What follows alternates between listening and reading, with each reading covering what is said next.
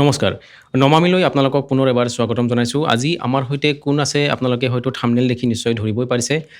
আমি তেওঁৰ সৈতে চিনাকি হোৱাৰ পূৰ্বে জনাব বিচাৰিছোঁ যে আমাৰ ভিউৱাৰ্ছসকলক জনাব বিচাৰিছোঁ যে তেখেতে বিগত বহু বছৰ ধৰি অসমৰ লগতে দেশৰ ভিন্ন প্ৰান্তৰ লোকৰ জীৱনলৈ হাঁহি কঢ়িয়াই আনিছে, মানুহৰ জীৱনক ষ্ট্ৰেছমুক্ত কৰিছে আৰু মানুহক সুখ শান্তিৰ লগতে সমৃদ্ধি মানুহৰ জীৱনলৈ কঢ়িয়াই আনিছে। আমি দীপমালা বৰুৱা চৌধুৰী বাইদেউক আমি আমাৰ ষ্টুডিঅ'লৈ স্বাগতম জনাইছোঁ। বাইদেউ নমস্কাৰ। হয় বাইদেউ, আপুনি যি পদ্ধতিৰ জৰিয়তে মানুহৰ জীৱনলৈ সুখ শান্তিৰ লগতে সমৃদ্ধি কঢ়িয়াই আনিছে, এই অভিনৱ পদ্ধতিটোৰ বিষয়ে অকণমান যদি আমাক জনায়। হয়, এইটো হ'ল আপোনাৰ এক্সেছ কনচিয়াছনেছ বাৰ। এইটো আপোনাৰ আমেৰিকাৰ পৰা মেইন উৎপত্তি হৈছে।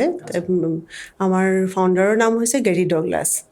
তেওঁলোকে তেওঁৰ জীৱনতো তেনেকুৱা কিছুমান ইছ্যুজৰ ক্ৰিয়েট হৈছিলে। চ' তেওঁ ভাবিলে যে এইখিনি যদি তেওঁ যেতিয়া সেই পদ্ধতিটো পোৱাৰ লগে লগে তেওঁ তেতিয়া ভাবিলে যে এইখিনি আমি যদি ৰাইজৰ মাজত বা আমি সমাজত যদি লৈ যাওঁ তেতিয়াহ'লে বহুত মানুহ উপকৃত হ'ব। চ' সেই এক্সেছ কনচিয়াছনেছ বাৰটো সেইটো তেনেকৈ আহিলে। এক্সেছ কনচিয়াছনেছ বাৰ হয়। এইটো কেতিয়াৰ পৰা আৰম্ভ হৈছিলে? এইটো অলমষ্ট আপোনাৰ 25 yearsমান হ'ল। আচ্ছা। আপুনি এক্সেছৰ লগতে আৰু কি ক্ষেত্ৰৰ সৈতে জড়িত হৈ আছে বাইদেউ? মই একচুৱেলি প্ৰফেচনেলি মই আচলতে ব্যৱসায়ী, কাপোৰৰ ৰেডিমেড গাৰ্মেণ্টছৰ মোৰ আছে পৰিধান ড্ৰেছেছ বুলি। চ' তাৰ লগতে মই এক্সেছ কনচিয়াছনেছ, প্ৰাণিক হিলিং আৰু ৰেকি, এঞ্জেল হিলিং, টেৰট কাৰ্ড সেইখিনি মই কৰোঁ, ৰেমেডিয়েল হিলিং সেইখিনি কৰোঁ। কিন্তু মেইনলি মই এতিয়া দেখিছোঁ যে এক্সেছ কনচিয়াছনেছত আমেজটো বেছি আৰু মানুহৰ জীৱনটো ৰিজাল্টটো বেছিকৈ পাইছোঁ আৰু কি হৈছে মানুহৰ জীৱনটো সোনকালে সলনি হৈছে। হয়, এক্সেছ বাৰৰ জৰিয়তে মানুহৰ জীৱন সঁচাকৈ সলনি হয় বাৰু? হয়, মই নিজে তাৰ প্ৰমাণ। মোৰ নিজৰ লাইফৰে প্ৰায় 360 ডিগ্ৰী চেঞ্জ হৈছে বুলি ক'লেও ভুল নহয় আচলতে। কাৰণ যেতিয়া মই এক্সেছত অহাৰ আগতে মোৰ মেণ্টৰ হৈছে, মই নাম নল'লে ভুল হ'ব, মোৰ মেইন মেণ্টৰ হৈছে তনুজা চেতিয়া। যেতিয়া মোৰ 2018ত মোৰ অকণমান ছিটুৱেশ্যন এটা ক্ৰিয়েট হৈছিলে, মোৰ লাইফত এটা ধুমুহা বুলি ক'লেও ভুল নহয়, তেনেকুৱা ধৰণৰ এটা আহিছিলে। কাৰণ মই ব্যৱসায়ী বহুত দিনৰ পৰা জড়িত, মই 2006ৰ পৰা জড়িত আচলতে ব্যৱসায়ৰ লগত। 2018ত মোৰ খুব ডাঙৰ এটা ছিটুৱেশ্যন ক্ৰিয়েট হৈছিলে। তেতিয়া মোক তনুজা বাই লগ পাই ক'লে যে তেওঁৰ লগত মোৰ আগৰ পৰাই ছিষ্টাৰ নিচিনা আমাৰ এটা ৰিলেশ্যন দুইজনীৰ। তেতিয়া মোক ক'লে যে তুমি এক্সেছ কনচিয়াছনেছত আহাচোন, তুমি এদিন আহা, ক্লাছটো কৰা। এনেকৈ ক্লাছেই কৰাইছিলে প্ৰথম মোক আচলতে তেওঁ ক'লে যে তুমি কৰি চোৱাচোন। তেতিয়া যেতিয়া কৰিলোঁ, তাৰপিছত চাগে মই 18 চনৰ পৰা আৰু মই 18 চনত আচলতে মই জড়িত এক্সেছৰ লগত। তেতিয়াৰ পৰা মই উভতি চাবলগীয়া হোৱা নাই আৰু লাইফটোত। কাৰণ মোৰ যিটো ডাউনফল হৈছিলে ভয়ংকৰ সেইটো। এক্সেছ বাৰ লোৱাৰ পিছত এজন সাধাৰণ মানুহে শাৰীৰিক বা মানসিকভাৱে কি পৰিৱৰ্তন অনুভৱ কৰিব পাৰে? শাৰীৰিক মানসিক কি হৈছে, এইটোৱে হৈছে আপোনাৰ এক্সেছ বাৰে আমাৰ কি কৰে, আমাৰ একচুৱেল প্ৰচেছটো হৈছে যে আমাৰ মূৰত 32টা পইণ্টছ আছে। 32টা পইণ্টছ আছে। আমি তাতে কি কৰোঁ, চুই আমি সেই 32টা points as a feather touch কৰি আমি সেইটো এক্টিভ কৰোঁ।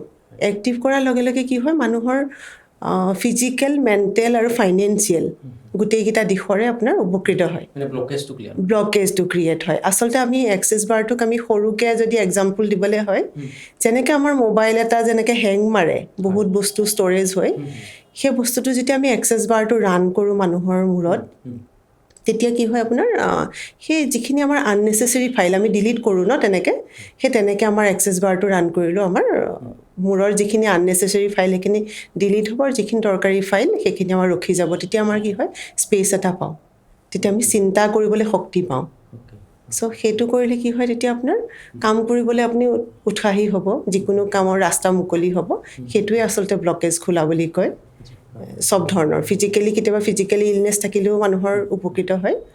তেনেকুৱা ধৰণৰ বহুত আছে, আমাৰ এক্সাম্পলো আছে, যেনেকৈ কেঞ্চাৰ ৰোগীলৈকে ভাল হৈছে আচলতে। এক্সেছে ৰোগ প্ৰতিৰোধ কৰিব পাৰে? হয়, ৰোগৰ নিৰাময়তো ই সহায় কৰে? একদম। আপোনাৰ যেনেকৈ ধৰক আপোনাৰ কেঞ্চাৰ পেচেণ্ট ভাল হৈছে, গল্ড ব্লাডাৰ ষ্ট'ন নাইকিয়া হৈ গৈছে পেটৰ পৰা, সেনেকুৱা এক্সাম্পল আছে। ৰিলেশ্যনশ্বিপত খুব ইফেক্টিভ হয়, এইবিলাক আপুনি ৰিয়েল লাইফত এক্সপিৰিয়েঞ্চ কৰিছে? একদম একদম একদম মানে মোৰ আছে, মোৰ বহুত এক্সাম্পল আছে তেনেকুৱা আচলতে। তেনেকুৱা মেম'ৰেবল এক্সপিৰিয়েঞ্চ এটা আমাৰ লগত শ্বেয়াৰ কৰিব পাৰিব নেকি, বিশেষকৈ হেল্থ ৰিলেটেড? হয় হয়, একচুৱেলি কি হৈছে, মোৰ তেনেকুৱা এগৰাকী আছিলে আপোনাৰ কি কয় এইটো আপোনাৰ স্কলিঅ'চিছ বুলি এটা বেমাৰ আছে, যিটো নেকি আপোনাৰ বেকব'নটো আপোনাৰ এনেকৈ ভাজ হৈ যায়, আপোনাৰ বেকব'নটো বেকা হৈ যায়। আৰু তাৰ কাৰণে কি হয়, মেমৰি লষ্ট হয় মানুহৰ, আৰু বহুত বেয়া হয় আৰু অৱস্থাটো মানুহৰ, মানসিকভাৱে বা ফিজিকেলি ভাগি পৰে নহয়, তেওঁলোক অক্ষম হৈ যায় আচলতে। তেতিয়া কি হয়, মোৰ তেনেকুৱা এগৰাকী ক্লাইণ্টক মই কৰিছিলোঁ, এক্সেছ বাৰ ৰান কৰাৰ পাছত তেওঁ একচুৱেলি বহুত ট্ৰিটমেণ্ট কৰিছিলে, কলিকতা বহুত বাহিৰতো গৈ কৰিলেগৈ, তেওঁ কিন্তু উপকৃত নহ'লে। কিন্তু মই যেতিয়া ক'লোঁ যে এইটো এবাৰ কৰি চাব পাৰা, তেতিয়া তেওঁলোকে ক'লে যে ঠিক আছে, মই কৰি চাম এবাৰ কৰোঁতে বহুতখিনি ৰিলিফ হ'ল, তেওঁ পেইন ৰিলিফ হ'ল। সেইটো হ'লে খুব পেইন হয় আচলতে, পেইনফুল হয় বস্তুটো, আৰু মেমৰি খুব শ্বৰ্ট মেমৰি হয়। তেতিয়া তেওঁ মোৰ তাত যেতিয়া কৰিলে, এবাৰ কৰিলে, দুবাৰ কৰিলে, তাৰপিছত লাহে লাহে তেওঁ ভাল হ'বলৈ আৰম্ভ কৰিলে। স্কুলত ষ্টুডেণ্ট আছিলে, তেতিয়া টিচাৰে ক'লে যে এই কিবা কৰিছে নেকি, এই দেখোন আজিকালি খুব কনচেনট্ৰেট দিয়ে, ক্লাছলৈ আহিবলৈ ইচ্ছা কৰে, আৰু পেৰেণ্টছক কয় যে মোৰ পেইনটো নাই। তাই ডেন্স কৰিবলৈ ল'লে। এইটো কিমান দিনৰ ভিতৰত ৰিজাল্টটো দেখিবলৈ পাইছে? এইটো 3-4টা ছেশ্যনৰ ভিতৰতে আহিছে ইনফেক্ট। আচ্ছা, এটা ছেশ্যনত কিমান সময় থাকে? আমাৰ একচুৱেলি ভালকৈ যদি ছেশ্যনটো দিওঁ, 1-1.5 ঘণ্টাৰ ভিতৰত পূৰা কমপ্লিট কৰিব পৰা যায় এইটো। আচ্ছা, ইয়াৰ কিবা স্থানকাল কিবা কথা থাকে নেকি, যিকোনো পৰিৱেশ পৰিস্থিতি দিব পাৰে? একেবাৰে নাই, যিকোনো জেগাতে কৰিব পাৰে। আপুনি ধৰক কেতিয়াবা ক'ৰবাত ফুৰিব গৈছে, এয়াৰপৰ্টত ৰখি থাকিবলগীয়া হৈছে, তেতিয়া আপুনি তাতে সেইখিনি ইউটিলাইজ কৰিব পাৰে। ক'ৰবাত পিকনিকত গৈছে, আপুনি সেইখিনি সময় হাঁহি ধেমালিৰ মাজতে সেইখিনিও আপুনি কৰিব পাৰে। আচলতে এইটো প্লেফুল এটা প্ৰচেছ হয়, সেইকাৰণে যিকোনো সময়ত যিকোনো মুহূৰ্ততে ল'ব পাৰে এইটো। মানে ইয়াৰ কাৰণে কোনো একো মেটেৰিয়েলৰ প্ৰয়োজন নাথাকে? মেটেৰিয়েল লাগে, আপোনাৰ ধৰক শুব লাগে, কেতিয়াবা বহিব লাগে। ইয়াতো চকী এখন হ'লেও হয়, নহ'লে আপোনাৰ এখন বিচনা বা তেনেকুৱা কাপোৰ এখন হ'লেও তলত বহি হ'লেও কৰিব পাৰে। বাকী আপোনাৰ হিলিঙৰ লগত এইটো ডিফাৰেঞ্চটো কেনেকুৱা? ধৰক বিভিন্ন ধৰণৰ হিলিং প্ৰচেছ আছে, তাৰ সৈতে এক্সেছৰ ডিফাৰেঞ্চ আছে নে কিবা? এক্সেছৰ আচলতে হিলিংটোৰ ডিফাৰেঞ্চ নাথাকে, কিন্তু আপোনাৰ এক্সেছ আৰু বাকী মডেলিটি যেনেকৈ ধৰক ৰেকি, প্ৰাণিক হিলিং, সেইবিলাক হ'ল আপোনাৰ স্পিৰিচুৱেল হয়, স্পিৰিচুৱেল এটা প্ৰচেছ হয়, আৰু এক্সেছটো হৈছে টোটেলি চাইণ্টিফিক এটা প্ৰচেছ। অ'কে, ইয়াৰ চাইণ্টিফিক কিবা এভিডেঞ্চ আছে নিশ্চয়? আছে, কাৰণ আপোনাৰ প্ৰতিটো বস্তু আপোনাৰ মেডিকেলি যিবিলাক আপোনাৰ প্ৰচেছ ইউজ কৰা যায়, আমাৰ ইয়াতো সেইটোৱে কৰা যায়। যেনেকৈ আমাৰ এতিয়া এক্সেছত বডি প্ৰচেছ থাকে, বডি প্ৰচেছতো ছেইম আপোনাৰ ধৰক মেডিকেল টাৰ্মছ এণ্ড কণ্ডিশ্যনছবিলাক এপ্লাই কৰা যায়। চ' সেইটো টোটেলি চাইণ্টিফিকেই হয় আচলতে। আন এটা কুৱেশ্যন আপোনাক সুধিব বিচাৰিছোঁ যে এক্সেছ বাৰৰ প্ৰতি মানুহৰ এৱাৰনেছটো বহুত বাঢ়িছে, বহুত সংখ্যক মানুহে আজিকালি এক্সেছৰ বিষয়ে জনা হৈছে, কিন্তু তাৰ মাজতো এটা ভুল ধাৰণা আছে যে এইটো এটা মিথ, মিছা কথা এইবিলাক বহুতে কয় যে ব্লেক মেজিক হয়, কিবা হয়, এনেকুৱা ধৰণৰ কয়। আচলতে একেবাৰে মিছা কথা এইটো একচুৱেলি কি হয়, আপোনাৰ যোনে যেনেকৈ ৰিচিভ কৰে সেইটোৰ ওপৰত ডিপেণ্ড কৰে আচলতে। কিছুমানে ৰিচিভিং কেপাচিটিটো কিছুমানৰ নাথাকে, যে ভাল বেয়া চবতে। আমাৰ ইয়াতে আচলতে এক্সেছত একেবাৰে জাজমেণ্ট বস্তুটো নাই, জাজমেণ্ট ফ্ৰী আচলতে এইটো। কিন্তু আপোনাৰ কিছুমানে আমাৰ লাইফততো সাধাৰণতে ৰাতিপুৱা শুই উঠাৰ পৰাই জাজমেণ্ট লোৱা যায় যে এইটো ভাল, এইটো বেয়া, এইটো কৰিব লাগে, এইটো কৰিব নালাগে। ইনফেক্ট আমি চাইল্ডহুডৰ পৰা আমি এইবিলাক কেৰি কৰোঁ। আমি সৰুতে আমাৰ আগতে পেৰেণ্টছে কয়, বিশেষকৈ ছোৱালী মানুহৰ ক্ষেত্ৰত এইটো খুব এপ্লাই হয়, যে বেছিকৈ নাহাঁহিবি দেই, যদি হাঁহে যে কান্দিবলৈ পাবি, এনেকুৱা ধৰণৰ হয়। আচলতে এইবিলাক চব মিথ হয়। আমি সেইবিলাক বস্তু আমি কেৰি কৰোঁ, সেই বস্তুবোৰ কেৰি কৰোঁ, কওঁ যে আমি হাঁহিলে কান্দিবলৈ নাপায়। মানুহে সেই বস্তুটো এনেই এটা মনত ভৰাই দিলে, আমি এতিয়া বেছিকৈ হাঁহিলেও ভয় লাগে, মূৰত সোমাই যায়। মানুহে এক্সেছো তেনেকৈ ভাবে যে এইটো এটা যাদু মন্ত্ৰৰ বস্তু। আচলতে একেবাৰে নহয় এইটো একেবাৰে টোটেলি আপোনাৰ স্পৰ্শ চিকিৎসা বুলি ক'লেও বেয়া নহয়। এইটো স্পৰ্শ চিকিৎসা, আপুনি চুই পেলাই কৰিব লাগে এইটো। আচ্ছা, বাইদেউ, মই ব্যক্তিগতভাৱে এক্সেছ লৈছোঁ, চ' মই এক্সপিৰিয়েঞ্চটো পাইছোঁ ইয়াৰ, যে যেতিয়া এক্সেছ বাৰ্ছটো দি থাকে আপোনালোকে, কিবা এটা মুখেৰে কৈ থাকে, এইটো কি হয়, মন্ত্ৰ নেকি বাৰু? এইটো একচুৱেলি মন্ত্ৰ বুলি নকয়, এইটো ষ্টেটমেণ্ট হয়। মন্ত্ৰ হিচাপে ইউজ কৰা নাযায়। কিছুমান ষ্টেটমেণ্ট কিছুমান থাকে আমাৰ প্ৰতিটো 32টা পইণ্টছত আচলতে আমাৰ 32টা আমাৰ ষ্টেটমেণ্ট থাকে। প্ৰতিটো পইণ্টৰে কিছুমান নাম থাকে, সেইবিলাক আমি ব্লকেজবিলাক খুলিবৰ কাৰণে সেই ষ্টেটমেণ্টবিলাক কৰোঁ আচলতে। আমাৰ সাধাৰণ মানুহক যদি আপুনি ধৰক ক'ব বিচাৰে যে মানে কিছুমান মানুহৰ খং উঠে পটককৈ, বহুত বেছি খিংখিঙীয়া হয়, তেনেকুৱা মানুহক এক্সাৰচাইজে কি ধৰণে সহায় কৰিব পাৰে? খুব এফেক্টিভ হয় এইটো। আপোনাৰ এক্সেছ বাৰটো যেতিয়া যিবিলাক খঙাল হয় বা খুব ইম'চনেলি কিছুমান ডিপ্ৰেছিং মানে মানুহৰ ক্ষেত্ৰতো খুবেই মানে এইটো আমি মহৌষধ বুলিয়ে কওঁ আচলতে। এক্সেছটো যেতিয়া দিয়ে আপোনাৰ বাৰ্ছটো যেতিয়া দিয়ে, তেতিয়া সেই ডিপ্ৰেশ্যনৰ পৰা মুক্ত হয়। কাৰণ সেই তেওঁলোকৰ পাষ্ট ট্ৰমা কিছুমান থাকে। সেই ট্ৰমাবিলাক কি হয়, সেই বস্তুটোৱে এক্সেছ বাৰে আমাৰ ডিলিট কৰি দিয়ে তেওঁৰ মূৰৰ পৰা। তেতিয়া কি হয়, যেতিয়া সেইবিলাক বস্তুবোৰ নাইকিয়া হৈ যায়, তেওঁৰ লাইফটো ফ্ৰী হৈ যায় ন। আমাৰ এক্সেছে আচলতে ফ্ৰীডম শিকায় মানুহক। ফ্ৰীডম কি বস্তু, কেনেকৈ লাইফৰ পৰা ফ্ৰীডমটো আমি এনজয় কৰিব পাৰোঁ।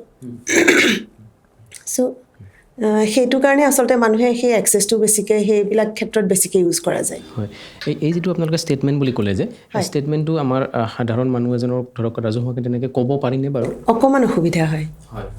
সেইটো যদি যোনে শিকে তেওঁলোকে সেইটো জানে, কিন্তু ৰাজহুৱাভাৱে ক'বলৈ অকণমান অসুবিধা হয়। কিন্তু এক্সেছৰ এটা মন্ত্ৰ আছে, সেইটো আপুনি কিন্তু ৰাজহুৱাভাৱে দিব পাৰে চবকে। হয়, সেইটো যদি আমাৰ ভিউৱাৰ্ছসকলক দিয়ে আপুনি, হয়, কি ধৰণে ব্যৱহাৰ কৰিব লাগিব অকণমান আপুনি যদি কৈ দিয়ে উপকৃত হয়, হ'ম। সেইটো হ'ল আমাৰ এক্সেছৰ মন্ত্ৰ যোনটো হ'ল all of life comes to me with ease joy and glory. সেই মন্ত্ৰটো আপোনাৰ ৰাতিপুৱা শুই উঠি 10 বাৰ আৰু শুবৰ সময়ত 10 বাৰ যদি আপুনি ৰেগুলাৰ কৰে, আপোনাৰ লাইফৰ এনেই পৰিৱৰ্তন হ'ব। আচ্ছা বাইদেউ, আকৌ এবাৰ ক'ব নেকি বাৰু? All of life comes to me with ease joy and glory. হয়, এই মন্ত্ৰ বুলিয়ে কৈছোঁ আৰু মন্ত্ৰই হয় আচলতে, আমি এক্সেছৰ মন্ত্ৰ বুলিয়ে কওঁ সেইটো আচলতে। এইটো যিকোনো মানুহে সৰু বাচ্ছা বুলি কোনো কথা নাই, যিকোনো মানুহে, ল'ৰা ছোৱালীয়েও কৰিব পাৰে। ল'ৰা ছোৱালীয়ে কৰিলে কি হয়, তেওঁলোকৰ পঢ়া শুনাৰ ক্ষেত্ৰত তেওঁলোক আগবাঢ়ি যাব। আৰু ধৰক যিসকলে কৰ্মচাৰীসকল বা যেনেকুৱা ধৰণৰ, তেওঁলোকে যদি কৰে, তেওঁলোকৰ চাকৰি কৰাৰ ক্ষেত্ৰত বা যিকোনো ক্ষেত্ৰত তেওঁলোকৰ পদোন্নতিও হৈ যাব পাৰে। ইমান ইফেক্টিভ হয় আচলতে এইটো। বাইদেউ, সৰু বাচ্ছাৰ ক্ষেত্ৰত বিশেষকৈ আজিকালি ধৰক মোবাইলৰ প্ৰতি আসক্তিটো বহুত বেছিকৈ বাঢ়িছে। তেনেকুৱা বাচ্ছাৰ ক্ষেত্ৰত কি কৰিব পৰা যায়? এক্সেছৰ জৰিয়তে ইফেক্টিভ হয় সেইটো। যদি বাৰ্ছটো দিয়া যায়, তেতিয়া লাহে লাহে তেওঁলোকৰ সেই এডিকশ্যনটো নাইকিয়া হৈ যায়। আচ্ছা, হয়, মানে বাচ্চাকো দিব পাৰি এক্সেছ? পাৰি, কিন্তু আমি যেনেকৈ ধৰক 1.5 ঘণ্টা সময় দিওঁ, বাচ্চাক কিন্তু 1.5 ঘণ্টা সময় দিব নোৱাৰে। আপুনি ধৰক য'ত নেকি আপুনি ধৰক 5 মিনিট দিছে, তেতিয়া বাচ্ছাৰ ক্ষেত্ৰত 2 মিনিট দিব লাগিলে। এনেকুৱা পইণ্টছবিলাকত আমাৰ টাইমিং থাকে কিছুমান, 5 মিনিট, 20 মিনিট, 10 মিনিট এনেকুৱা থাকে। সেইখিনি টাইমখিনি অকণ কমাই দিলে। মানে কিমান সৰুৰ পৰা দিব পাৰি এইটো কিবা আছেনে? নিউবৰ্ণ বেবী মানে ইনফেক্ট পেটত থকাৰ পৰাই দিব পাৰে। ইনফেক্ট দিব লাগে। কাৰণ আমি এক্সেছটো বহুত লেটকৈ পাইছোঁ অসমৰ মানুহখিনিয়ে বা ইণ্ডিয়াত য'তেই হওক, আমি বহুত লেটকৈ পাইছোঁ আচলতে। এতিয়া যিখিনিয়ে পাইছে, যি নিউ জেনেৰেশ্যনে বহুত উপকৃত হৈছে। কাৰণ প্ৰেগনেঞ্চিৰ সময়ত যদি তেওঁলোকক দিয়ে, বাচ্ছাটো খুব সুস্থ মগজৰ হয়, খুব মানে ইফেক্টিভ হয়। সেইকাৰণে আমি কওঁ যে বিফ'ৰ প্ৰেগনেঞ্চিৰ টাইমখিনিত এক্সেছ বাৰ ল'ব পাৰিলে খুব ভাল। মানে বাচ্ছাটোৰ কাৰণে লগতে মাকৰ কাৰণেও ভাল, ঘৰখনৰ কাৰণেও ভাল। কাৰণ তেওঁলোকৰ ইজি প্ৰেগনেঞ্চি হয়, চব ধৰণৰ বস্তু ইজ হৈ যায়। বাইদেউ, আৰু এটা কথা মনত আহি আছে এইখিনি কথাৰ মাজতে, যে আপুনি টেৰট কাৰ্ড ৰিডিং কৰে আৰু আপোনাৰ এঞ্জেল কাৰ্ড ৰিডিং কৰে। চ' এই দুটা কেনেকুৱা ধৰণৰ বস্তু, অকণমান যদি আমাৰ সাধাৰণ মানে মানুহৰ দৃষ্টিত আমি বুজি নাপাওঁ ধৰক। হয়, আচলতে আপোনাৰ টেৰট কাৰ্ড আৰু এঞ্জেল কাৰ্ডটো হৈছে কেনেকুৱা, যে আপোনাৰ ফিউচাৰটো প্ৰেডিক্ট কৰিব পাৰে আপুনি। তাৰ কোনো চলিউশ্যন দিব নোৱাৰে, খালি প্ৰেডিকশ্যনটো ল'ব পাৰে আপুনি। চলিউশ্যন হিচাপে আপুনি ধৰক একশ্যন কৰিব লাগিব। তাৰ প্ৰেডিকশ্যনটো লৈ পেলাই আপুনি একশ্যন কৰিব লাগিব, টেৰট কাৰ্ড আৰু এঞ্জেল কাৰ্ড দি। আপোনাৰ ৰাস্তাটো দেখুৱাব যে আপোনাৰ এইটো হৈ আছে, আপুনি এইটো একশ্যন ল'ব লাগিব। সেনেকুৱা ধৰণৰ আপোনাৰ টেৰট আৰু এঞ্জেলেদি। প্ৰেক্টিকেল কিন্তু আপোনাৰ যদি আপোনাৰ প্ৰেডিকশ্যনটো যোনে মানে প্ৰেডিক্ট কৰে, তেওঁ যদি একুৰেট প্ৰেডিকশ্যনটো দিব পাৰে, একেবাৰে আখৰে লাগে প্ৰতিটো বস্তু। আচ্ছা, হয় বাইদেউ, আৰু এটা কথা জানিব বিচাৰিছোঁ যে মানে এই হিলিং যিটো পদ্ধতি বা এক্সেছ বাৰৰ সৈতে বহুখিনি অসমৰ মানুহ ধৰক জীৱন নিৰ্বাহ কৰি আছে, জীৱিকাৰ উপায় হিচাপে ইয়াক গ্ৰহণ কৰিব পাৰেনে?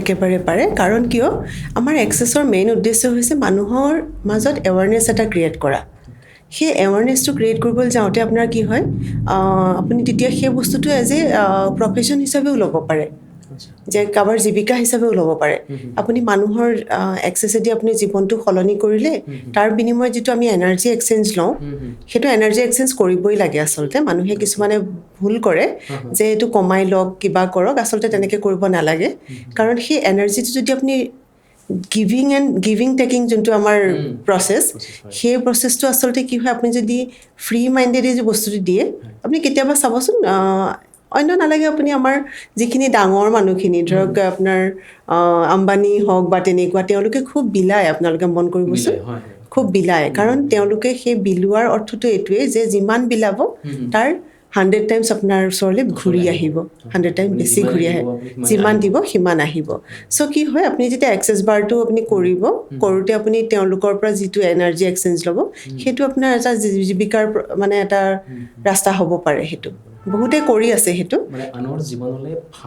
ভাল এটা কৰিলে আপুনি তেওঁলোকৰ পৰা এটা ব্লেছিংছো পালে লগে কি হ'ল আপোনাৰ তেওঁলোকৰ লাইফটো সলনি কৰিলে তাৰ বিনিময়ত তেওঁলোকে এটা আপোনাৰ এনাৰ্জি এটা দিলে এনাৰ্জি দিলে মিনছ আপোনাৰ কিবা এটা পইচা দিলে বা কিবা কাইণ্ড হিচাপেও দিব পাৰে বা যেনেকৈ হ'লেও দিব পাৰে তেওঁলোকে আৰু সেইটো আপোনাৰ জীৱিকা হিচাপে ল'ব পাৰে কিয় কাৰণ আপুনি এক্সেছটো কৰি এক্সেছ অকল প্ৰচেছেই নহয় আপুনি শিকাবও পাৰে শিকালে তেতিয়া কি হয় আপোনাৰ সেই শিকালে লাইফটো চেঞ্জ কৰিলে আপুনি তেওঁলোকৰ আৰু কি হয় কিছুমানে কিন্তু মই তাৰ মাজতে এটা কথা কওঁ আপোনালোকৰ এই চেনেলটোৰ জৰিয়তে যে বহুতেই কিন্তু অপপ্ৰচাৰো চলাই আছে ইয়াত কেনেকুৱা ধৰণৰ মানে কি হয় যে আপুনি এইটো কৰি দিয়াৰ লগে লগে পইচা হৈ যাব লোভৰ নিচিনা লোভ বুলি ক'লেও বেয়া নহয় আচলতে এইটো কিন্তু এই কামটো কৰিব নালাগে কাৰণ কি হয়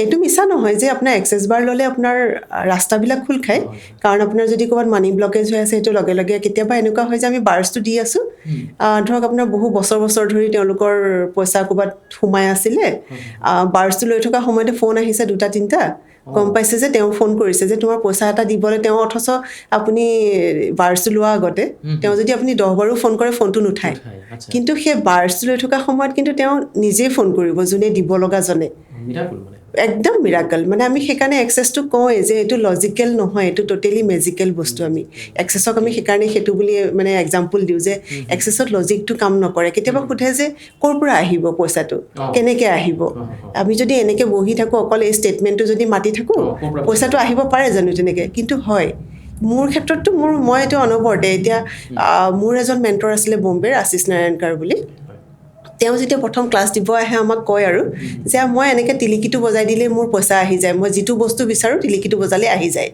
আমি ভাবোঁ যে এইটো কি কথা কৈছে আমি তেতিয়া নতুন আৰু তেতিয়া আমি 18 চনত যেতিয়া আমি শিকি আছোঁ তেতিয়া আমি একেবাৰে নতুন যেতিয়া আমি মানে অকণমান যেতিয়া এজ ইউজুৱেল যেতিয়া এতিয়া মানুহৰ যেনেকৈ হয় হজম কৰিবলৈ দিগদাৰী হয় যে টিলিকি মাৰিলেনো মানুহৰ পইচা আহি যায়নে এতিয়া মই গম পাওঁ কাৰণ কিয় মই যদি ৰাতিপুৱা সৰু অকণ ধেমেলীয়া কথা এদিন মোৰ তেনেকুৱা হৈছে মোৰ ঘৰৰ মিক্সিটো অকণমান মানে ডিষ্টাৰ্বিং হৈছে মোৰ সহায়িকাৰগৰাকীক ক'লোঁ যে মিক্সি এটা লগা হৈছে বুজিছ আবেলিলৈকে মোৰ ড্ৰাইভাৰজনে যোনজন মানে মোৰ গাড়ী চলাই তেওঁ এটা বক্স উঠাই আনিছে আবেলিলৈকে মই কি আনিছা এইটো এনেকৈ সুধিছোঁ বাইদেউ আপোনাক এটা কোম্পেনীয়ে আপোনাক মিক্সি এটা গিফ্ট কৰিছে মানে সেনেকুৱা মই ভাবিছোঁ যদি সঁচাকৈ মানুহে ভাবে এইটো কিন্তু একদম ফেক্ট হয় মানুহে ভাবে যে এইটো মিথ বুলি ভাবে কিন্তু একেবাৰে ফেক্ট হয় এইটো যে যিকোনো বস্তু যদি আমি সেইকাৰণে আমি এক্সেছত শিকাওঁ যে শব্দই ব্ৰহ্ম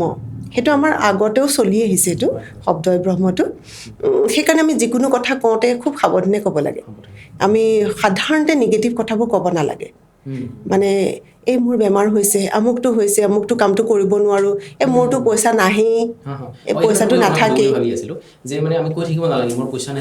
একদমেই ক'ব নালাগে কিছুমানে এইটো খুব বেয়া অভ্যাস আচলতে মানুহৰ আচলতে সেই এৱাৰনেছটো নাই আমি সেইকাৰণে এক্সেছটোৱে সেইকাৰণে এৱাৰনেছটো ক্ৰিয়েট কৰিবৰ কাৰণেই আহিছে আচলতে যে সেই বস্তুবোৰ ক'ব নালাগে যে মোৰ পইচা নাই মোৰ আমুকটো নাই মোৰতো নহয়েই মোৰ ল'ৰা ছোৱালীটোতো বিৰাট গাধা হয় এনেকুৱা হয় ন পেৰেণ্টছবিলাকে বহুতে কয় মোৰতো ইয়াৰ একো কাম নাই আৰু একো খাব নোৱাৰে জীৱনত কেতিয়াও ক'ব নালাগে সেই বস্তুবোৰ একেবাৰে মানে কি হয় কেতিয়াবা কি হয় সেই শব্দবোৰ যে কয় সেই শব্দবোৰে মানে আমাৰ ইউনিভাৰ্ছত যিবিলাক মলিকুলছ ঘূৰি ফুৰে আমাৰ ইউনিভাৰ্ছখন এখন টোটেলি এখন অ'পেন মানে কি ক'ম আৰু এখন অ'পেন মানে মেনু বুলি ক'ব লাগিব আচলতে আমি যোনটো কথাই আমি কৈ দিওঁ সেই বস্তুটো তাত মানে ধৰি লয় মানে সেই বস্তুটোৱে যেনেকৈ আমাৰ টিভি বা ৰেডিঅ'ত যেনেকৈ আমাৰ সেই হেৰিটো ধৰে ন তাৰ ছিগনেলটো ধৰে যে এক্সেছৰো তেনেকুৱা মানে এক্সেছৰ বুলি কয় প্ৰতিটো শব্দ বা হেৰিয়াত ইউনিভাৰ্ছে তেনেকৈ পিক কৰে সেই যিটো কথা আমি ভুল ক'লেও ইউনিভাৰ্ছে নাজানে ভুল কৈছোঁ সেইটো পিক কৰি ল'ব যে মোৰ মৰিবলৈহে মন যায় কেতিয়াবা হয় ন এই ইমান কষ্ট পাইছোঁ মোৰ মৰিবই মন গৈছে সেই শব্দবোৰ ক'ব নালাগে ইউনিভাৰ্ছে ভাবে যে এই সময় হৈছে নেকি কিবা এটা ইনচিডেণ্ট ঘটি যায় তেনেকুৱা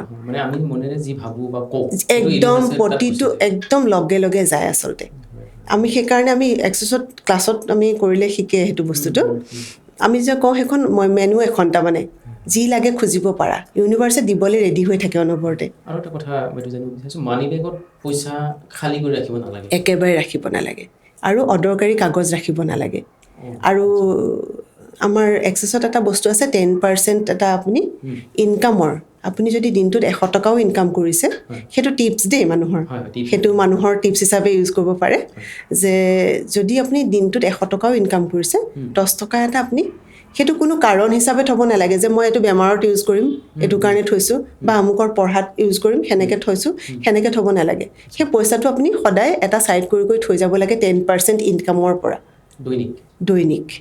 দৈনিক যেতিয়া দৈনিক যাৰ আহে দৈনিক থ'ব লাগে আৰু ধৰক মাহেকৰ মূৰত যোনে চাকৰিয়ালসকলে তেওঁলোকে মাহেকৰ মূৰত 10% এটা এটলিষ্ট 10% এটা থ'ব লাগে সেইটো আপোনাৰ পিছত দেখিব ইমান ভাল লাগিব আগতে আমাক সেই কথাটো কৈছিলে আমাৰ যোনবিলাক মেণ্টৰ যে 10% ইনক্ৰিমেণ্ট বুলি কয় সেইটো 10%কে আপোনাৰ লাইফত যেতিয়া আপুনি প্ৰতি মাহে বা প্ৰতিদিনে আপোনাৰ মানে লগা গৈ থাকিব এটা সময়ত আপুনি সেই বস্তুটো কিন্তু চুব নালাগে এনি বিপদ আহক এনি ধুমুহা আহক আপুনি সেই বস্তুটো চুব নালাগে সেইটো সদায় কি ক'ব লাগে ৰাখি থ'ব লাগে আৰু দেখিব এটা সময়ত আপোনাৰ সেই পইচা নাইকিয়া যিটো আমাৰ যিটো আপোনাৰ যিটো আমাৰ ধৰক দুখীয়া মানে যিটো মেণ্টেলিটি দুখীয়া মেণ্টেলিটি ন প'ৰ মাইণ্ডছেট যোনটো আমি কওঁ যে এই কেতিয়াবা বাচ্ছা এটাই বস্তু খুজিলে মোৰ পইচা নাই দেই এতিয়া আমি খুব কওঁ ন সেইটো ইনফেক্ট আপোনাৰ পইচা আছে কিন্তু বাচ্ছাটোক দিব মন যোৱা নাই কিন্তু আপুনি কৈছে যে মোৰ পইচা নাই কি হ'ল সেই দুখীয়া মাইণ্ডছেটটো আপুনি বাচ্ছাটোক মানে দি দিলে সি তেতিয়া প্ৰতিটো বস্তুতে আপুনি টেগ চাই বস্তু কিনিব আমুকটো কৰোঁতে বস্তুটো চিন্তা কৰিব যে পইচাটো আছে নাই সেই প'ৰ মাইণ্ডছেটটো মানুহৰ বাচ্ছাৰ মাজত আমি বিলাই দিলোঁ বা বাচ্ছা বুলিয়ে নহয় যিকোনো মানুহৰ মাজত আমি বিলাই দিলোঁ কিন্তু সেই মাইণ্ডছেটটো ৰাখিব নালাগে যেতিয়া আপুনি সেই পইচাটো 10%টো যে আমি ৰাখি যাব তেতিয়া দেখিব যে আপোনাৰ এনে এটা সময়ত যেতিয়া পইচাটো খুলি চাব ইমান মনটো ভাল লাগিব আপুনি চাব যে ইমান ফূৰ্তি লাগিছে ৱাও মোৰ ওচৰত ইমান পইচা আছে মই দেখোন পইচা নাই এনেকৈ এনেই আছোঁ আৰু পাৰিলে মই সেইটোও এটা টিপছ হিচাপে দৰ্শকসকলে ল'ব পাৰে যে আপুনি যিকোনো জেগাত য'তে ত'তে পইচা থ'ব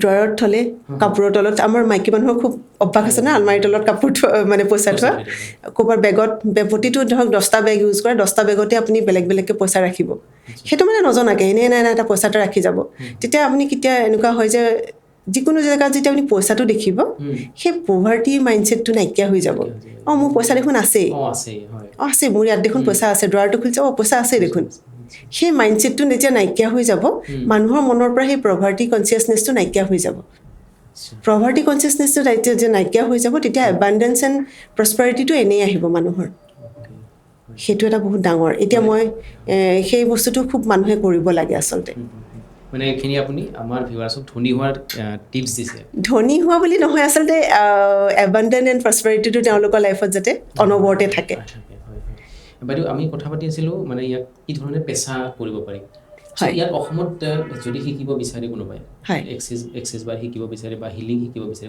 কেনেকৈ যোগাযোগ কৰিব লাগে সেইটো বহুতৰে সেইটো আচলতে নিজৰ এনাৰ্জিৰ ওপৰত কথা যেনেকৈ আপুনি ধৰক শিকিব খুজিছে এতিয়া মই নিজেই শিকাওঁ মই নিজেই ফেচিলিটেটৰ আমাৰ অসমত এতিয়া বহুত ফেচিলিটেটৰ ওলাইছে এক্সেছ বাৰ ওলাইছে মানে খৰচা পাতি কেনেকুৱা পাৰি আমাৰ এইটো একচুৱেলি আমাৰ ইণ্টাৰনেশ্যনেল প্ৰাইচ সেইটো সেইকাৰণে আমাৰ গ্ল'বেল প্ৰাইচ বুলি কয় সেইটো আমাৰ চবতে একে আমাৰ 24,000 আমাৰ ফিজটো হয়, যোনটো এক্সেছ বাৰৰ ফিজ মানে শিকাৰ কাৰণে। সেইটো 1 day কোৰ্চ। 1 day course. আপোনাৰ ফাৰ্ষ্ট হাফটো আপোনাৰ থিয়ৰী হ'ব, ছেকেণ্ড হাফত আপোনাৰ প্ৰেক্টিকেল হ'ব। ইমান ডাঙৰ এটা চেপ্টাৰ এদিনত সম্ভৱ হৈ যায়? হয় হয়, আমি নিজে কৰিছোঁ আচলতে। সেইটো আফটাৰ ক্লাছ আপোনাৰ আচলতে নিজৰ প্ৰেক্টিছো লাগিব, নিজৰ ডেডিকেশ্যনটো লাগিব, তেতিয়াহে মানে যোনে কৰিছে। এতিয়া মোৰে বহুত ষ্টুডেণ্ট আছে যোনে নেকি কৈছিলে যে মোৰ এগৰাকী তেনেকুৱা আছে বঙাইগাঁৱৰ ষ্টুডেণ্ট, তেওঁ নিজৰ সোণৰ গহনা মোৰ তাত বন্ধকত, মানে মোৰ তাত নহয় বেলেগত থৈ পেলাই আহিছিলে। মই পিছত গম পাইছোঁ কথাটো যে তেওঁ সোণৰ গহনা বন্ধকত থৈ মোৰ তাত ক্লাছ কৰিব আহিছে। তেওঁ এনেকুৱা চিটুৱেশ্যন, এডালেই সোণৰ চেইন সেইডালো বন্ধকত দি থৈ আহিছে। তেওঁক মই যেতিয়া গম পালোঁ, মই তেতিয়া তেওঁক খঙো কৰিছিলোঁ অকণমান। তেতিয়া তেওঁক ক'লোঁ যে কিয় আহিছা? কৈছে মেম মোৰ এইটো বেছি দৰকাৰী। আৰু মোক ক'লে যে মই 2,000 টকামানকৈ মই ডেইলি ইনকাম কৰিব পাৰিমনে, এনেকৈ সুধিছিলে তেওঁ মোক তেতিয়া। মই মানে হাঁহিছোঁ তেতিয়া, কাৰণ মই নিজে এক্সপিৰিয়েঞ্চটো। মই কৈছোঁ তুমি 2,000 কথা কিয় ভাবিছা, তুমি তাতকৈ বেছি কিয় ভবা নাই? বা বিয়ণ্ড দ্য ইমাজিনেশ্যন আপোনাৰ এইটো ক্ৰিয়েট হয় তাৰমানে এইটো।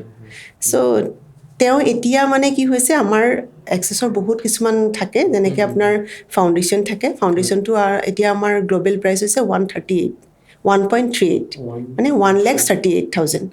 চ' তেওঁ সেইটো 1 টাইম দিছে মোক। সেই 2,000 টকা চিন্তা কৰা মানুহগৰাকীয়ে মোক একেবাৰতে 1,38,000 আপোনাৰ পে' কৰিছে মোক। পে' কৰি তেওঁ 4 দিনৰ ক্লাছ কৰি গৈছে।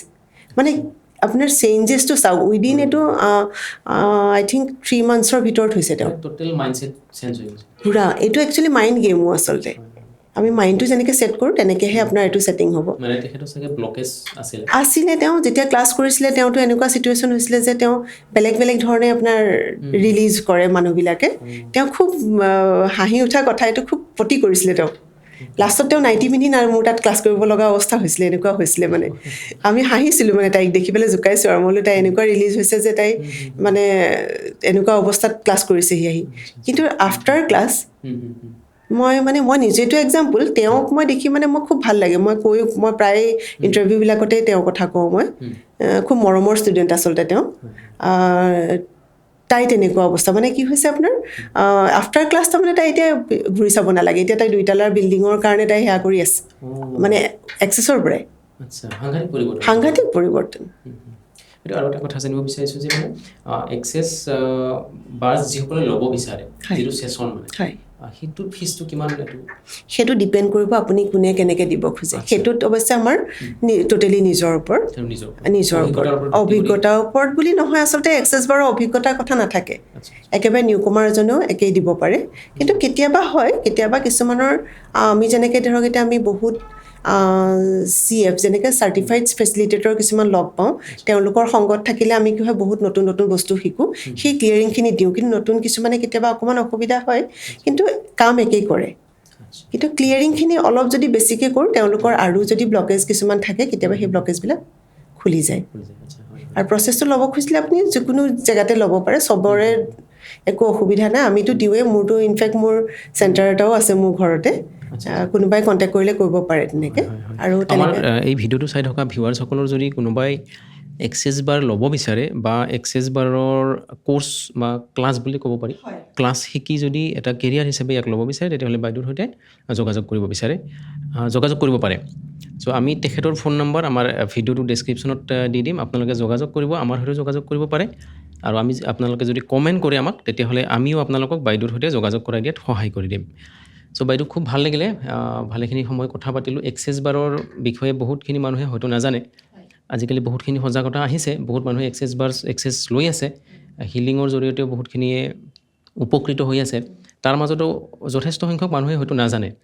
চ' মানুহখিনিৰ মাজলৈ যোৱাৰ কাৰণে আপোনালোকে কি ধৰণে মানে আমি আচলতে কি হৈছে, মই লাষ্ট যেতিয়া বম্বেত ক্লাছ কৰিব গৈছিলোঁ, যিগৰাকীৰ ওচৰত মই কৰিব গৈছিলোঁ, তেওঁ আমাৰ ট্ৰেন্সলেটৰ হিচাপে কাম কৰি আছে, মানে এণ্টায়াৰ ৱৰ্ল্ডৰ, মানে ৱৰ্ল্ডৰ নৰ্থ ইণ্ডিয়া বা নৰ্থ ইষ্টৰ। তেওঁৰ লগত মই কথা হৈছিলে যে তেওঁক কৈছিলোঁ যে আমাৰ বিশেষকৈ কি হৈছে, আমাৰ লেংগুৱেজটো অকণ বেৰিয়াৰ হয় কেতিয়াবা, কাৰণ আমাৰ মেনুৱেলখন মেইনলি ইংলিছত থাকে। সেইকাৰণে মই তেওঁৰ লগত কথা পাতিছিলোঁ যে এইখন আমাৰ নিজৰ লেংগুৱেজত কৰিব নোৱাৰি নেকি, তেতিয়া অসমীয়াত। আচলতে তেতিয়া কি হয় অসমীয়াত কৰিব পাৰিলে মই খুব চেষ্টা কৰি আছোঁ আচলতে এই বস্তুটো কাৰণ অসমীয়াত কৰিব পাৰিলে আমাৰ গাঁৱে ভূঞে বহুত মানুহ উপকৃত হ'ব কাৰণ এক্সেছ বাৰটো এনেকুৱা বস্তু আমি যেনেকৈ আগতে কওঁ যে এজন ডাক্তৰ ঘৰত খুব দৰকাৰ বুলি এক্সেছ বাৰ তেনেকুৱাই এক্সেছ বাৰ যদি এজন প্ৰেক্টিশ্যনাৰো যদি থাকে মানে এখন ঘৰত এজনো যদি থাকে তেওঁ এজন ডাক্তৰৰ কাম কৰে আচলতে সাধাৰণতে কি হয় মানুহৰ ঘৰত জ্বৰ চৰ্দি বা কাৰোবাৰ গাৰ বিষ হ'ল চকুৰ কিবা হ'ল এনিথিং আপোনাৰ ইয়াতে আপোনাৰ এক্সেছত বডি প্ৰচেছ আছে আৰু আপোনাৰ তাত বাৰ্ছ আৰু বডি প্ৰচেছটো ডিফাৰেণ্ট নেকি বাৰু এক্সেছ বাৰৰে এটা মানে অংশ হয় এইটো একচুৱেলি বডি প্ৰচেছটো হৈছে আপোনাৰ বডি ৰিলেটেড এইটো হ'ল আপোনাৰ এক্সেছ বাৰটো হ'ল হ'ল আপোনাৰ প্ৰচেছ যে মাইণ্ড বডি আৰু আপোনাৰ চব ধৰণৰ ৰিলেশ্যনশ্বিপ চব ধৰণৰ ইছ্যুজ আপোনাৰ ছল্ভ হয় কিন্তু বডি প্ৰচেছটোত আপোনাৰ বডিৰ লগত ৰিলেটেড মানে আপোনাৰ ধৰক শাৰীৰিকভাৱে অসুস্থ বা তেনেকুৱা ধৰণৰ যিবিলাক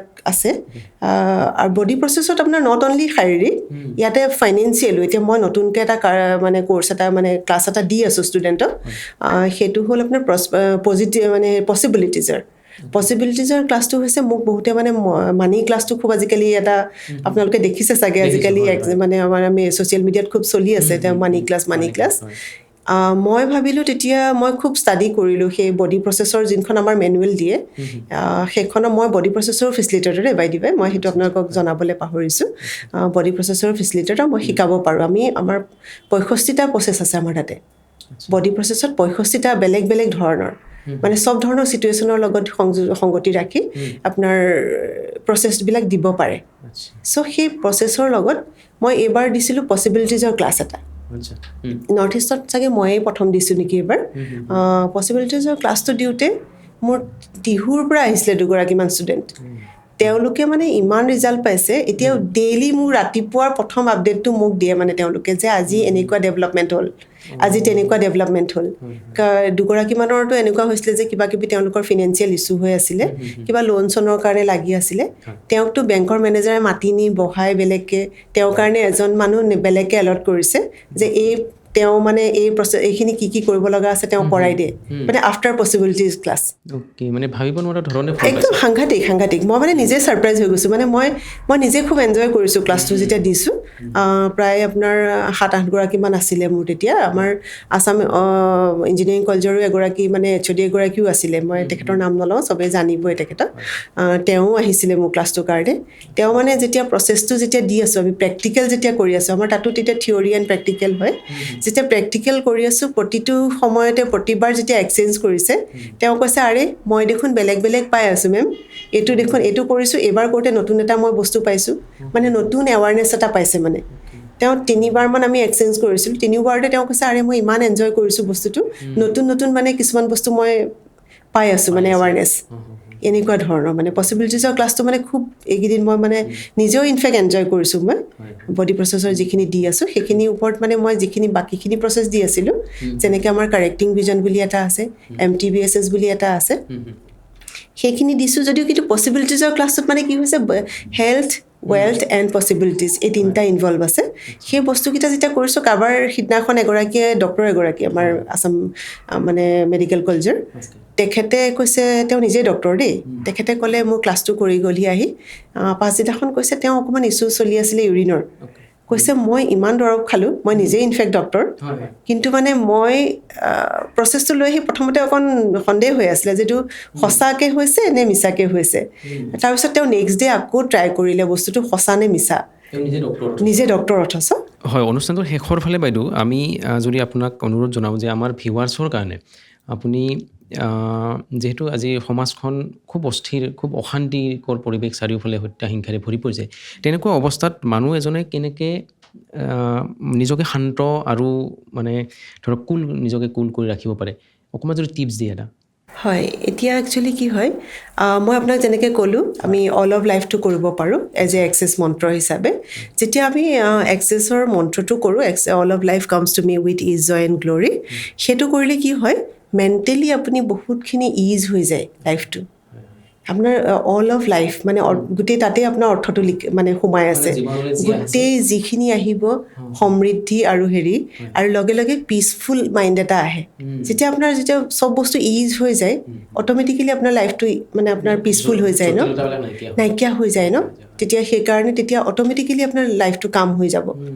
চ' সেইটো এটা খুব ডাঙৰ মানে অল অফ লাইফটো কৰিব পাৰে মানুহে খুব খুব শান্ত হয় মানে আপুনি ইনফেক্ট ৰাতি কিছুমানৰ টোপনি নাহে এক্সেছ বাৰত সেইটো এটা দেই মই এক্সেছ বাৰত টোপনিৰ কাৰণে বহুত মানে বহুত মানুহৰে শুনিছোঁ যে বছৰ বছৰ ধৰি টোপনি অহা নাই আপোনাৰ যেতিয়া ছেশ্যনটো ষ্টাৰ্ট কৰিব জাষ্ট ষ্টাৰ্ট কৰিব 2 মিনিটো নহয় চাগে তেওঁ স্নৰিং কৰিবলৈ আৰম্ভ কৰে ইমান পিচফুল মানে এটা মাইণ্ড হৈ যায় বডিটো মানে ৰিলেক্স হৈ যায়তো চ' আপোনাৰ এক্সেছৰ যোনটো মন্ত্ৰ আছে সেইটো কৰিলেও আপোনাৰ একেই হয় আৰু কেতিয়াবা এনেকুৱা একেটাই আপোনাৰ all of life comes to me with ease joy and glory means আপোনাৰ গোটেইখিনি সমৃদ্ধি আহিলে আপোনাৰ সেইটো আপোনাৰ আপুনি যদি সেইটো এনেকুৱা কৰিব পাৰে মই ভিউৱাৰ্ছক কৈছোঁ যে আপোনাৰ ল'ৰা ছোৱালী আছে যদি ল'ৰা ছোৱালী পঢ়া টেবুলৰ ওচৰত যাতে এনেকুৱা জেগাত ৰাখিব যাতে তেওঁলোকৰ চকুত পৰি থাকে আৰু গৃহিণীসকলে পাকঘৰত ৰাখিব পাৰে কাৰণ খানাটো বনাওঁতে বহুত ডাঙৰ কথা খানাটো বনাওঁতে আমাৰ গোটেই ঘৰখনত খানাটোৰ গোটেই ইম্পেক্টটো আমাৰ গোটেই যিমান থট প্ৰচেছ থাকে গোটেই খানাটোৰ থ্ৰু মানুহৰ গোটেই আমাৰ ঘৰখনৰ পৰিয়ালটোৱে পায় সেইকাৰণে কি হয় যদি আমি যিকোনো জেগাত আমি বেলেগ বেলেগ জেগাত পাকঘৰৰ যদি আমি ফ্ৰিজত লগালোঁ ক'ৰবাত দুৱাৰত মানে ৱালত লগালোঁ অল অফ লাইফটো কাট কৰি পেলাই যদি লগাই থয় প্ৰতিবাৰে যদি যেতিয়াই দেখিব তেতিয়া মনলৈ আপোনাৰ সেইটো মনে মনে সেইটো আহিব আপোনাৰ বেয়া থট প্ৰচেছ নাহে নিগেটিভিটি নাহে তেতিয়া আপুনি যেতিয়া খানা বনাই থাকোঁতে কেতিয়াবা এনেকুৱা হয় যে অকণমান মনটো মানসিকভাৱে কেতিয়াবা দুৰ্বল হৈ থাকে ন মানুহবোৰ সদায়তো অনবৰতে ফূৰ্তি মনে নাথাকে ন কেতিয়াবা মানুহৰ চিটুৱেশ্যন কিছুমান ক্ৰিয়েট হয় ঘৰত মানে ভাল বেয়া চব ধৰণৰ থাকে ফিনেন্সিয়েল ইছ্যু থাকে বা কেতিয়াবা ৰিলেশ্যনশ্বিপৰ ইছ্যু থাকে কেতিয়াবা কাৰোবাৰ লগত কাজিয়া কৰিলে কিবা কৰিলে সেই বস্তু যেতিয়া খানা বনাব গোটেই বস্তুখিনি খানাত গুচি যায় সেইকাৰণে সেই অল অফ লাইফটো যদি আপুনি যিকোনো জেগাত লগাই থয় ষ্টিকাৰ হিচাপে সেই বস্তুখিনি তেতিয়া কি হ'ব আপোনাৰ সেই খানাত যাব খানাৰ থ্ৰু গোটেই পৰিয়ালটোৱে পাব আৰু লগে লগে কি হ'ব আপোনাৰ গোটেই পৰিয়ালটোৰে এটা মানে পজিটিভ ৰিজাল্ট এটা পাব মানে একদম ভাইবছ এটা ক্ৰিয়েট হৈ যাব ঘৰখন অনবৰতে হাঁহি মুখৰ ফূৰ্তি মুখৰ হয় সেই বাৰ্জ ল'লে যেনেকৈ আফটাৰ বাৰ্জত কয় যে আফটাৰ বাৰ্জ কিনো দি দিলে ক'ব নোৱাৰোঁ আপুনি এইটো যে আফটাৰ বাৰ্জ মানে আমি ইমান মানে পজিটিভিটি আহিছে আৰু কেনেকুৱা হয় আপোনাৰ বহুত কেতিয়াবা এনেকুৱা হয় যে বহুত হাৰ্ড চিটুৱেশ্যন আহে আমাৰ লাইফত ন মানুহৰ থাকে এইটো আপছ এণ্ড ডাউনছ থাকে মানুহৰ সেই চিটুৱেশ্যনবিলাক হেণ্ডেল কৰি লৈ যাব পাৰে আফটাৰ বাৰ ছেশ্যন মানে ক্লাছটো বাদেই ক্লাছটো কৰিলেতো বহুত শিকি যায় কিন্তু আফটাৰ ছেশ্যনো আপুনি গোটেই লাইফটো 1 ঘণ্টাৰ যোনটো ছেশ্যন মানে আপোনাৰ সেইটোত আপোনাৰ সেই চিটুৱেশ্যনবিলাকৰ লগত আপুনি মানে সন্মুখী হ'বৰ কাৰণে তেওঁক ৰেডি কৰি দিয়ে আৰু সেইটো ইজকৈ তেওঁ পাৰ কৰি নিব পাৰে প্ৰতিটো মুহূৰ্ত সেইকাৰণে সেই বস্তুটো আপুনি অল অফ লাইফটো মানে একদম সঁচাকেই মানে এইটো এক্সেছৰ মন্ত্ৰ মানে সঁচাকেই মন্ত্ৰ মানে সেইটো মানে প্ৰতিগৰাকী মানুহকে এক্সেছ বাৰৰ প্ৰয়োজন আছে এক্সেছ খুবেই প্ৰয়োজন আছে আজিকালি ইমান মানে সমাজখন এনেকুৱা ধৰণৰ হৈছে যে অনবৰতে অস্থিৰ এটা পৰিৱেশ সৃষ্টি হৈ আছে চবৰ ক্ষেত্ৰত চব সময়তে চব জেগাতে এনেকুৱা নহয় যে অকল ঘৰত হৈছে বা বাহিৰত হৈছে চব জেগাতে হৈছে সেইকাৰণে এক্সেছ বাৰটো যদি কোনোবাই ল'ব পাৰে মানে এটলিষ্ট ছেশ্যনো ল'ব পাৰে বহুত উপকৃত হ'ব মানে এফাৰ্মেশ্যন বুলি এটা বস্তু এফাৰ্মেশ্যনটো কেনেকুৱা অকণমান যদি আমাৰ দৰ্শকসকলক এফাৰ্মেশ্যনটো কি হয় আপোনাৰ ধৰক এতিয়া যেনেকৈ আমি এক্সেছ বাৰৰ যেনেকৈ মন্ত্ৰটো কৰিলোঁ all of life comes to মি সেই যে প্ৰতি বাৰে গাই আছে